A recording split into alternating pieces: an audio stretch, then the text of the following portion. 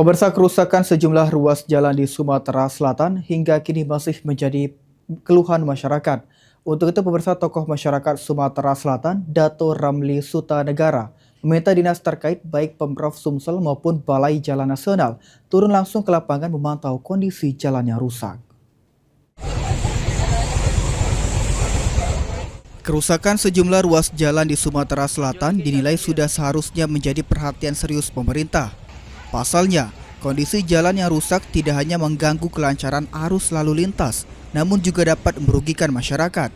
Jalan berlubang dan kondisi jalan yang tidak layak beresiko memicu kecelakaan lalu lintas, terutama bagi pengendara sepeda motor.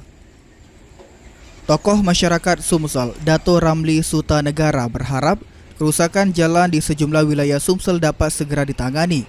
Menurutnya, dinas terkait tidak cukup hanya melakukan aktivitas di dalam kantor, namun juga harus turun langsung ke lapangan untuk melihat kondisi jalan secara nyata. Dengan turun langsung ke lapangan, kondisi jalan yang rusak diharapkan dapat segera diidentifikasi, sehingga penanganan dapat dilakukan dengan cepat dan tepat. Itu diharapkan kepada yang bertanggung jawab masalah jalan dalam ini kawasan Sumatera, orang-orang PU, supaya jangan di kantor saja, tinjau jalan, tinjau semuanya.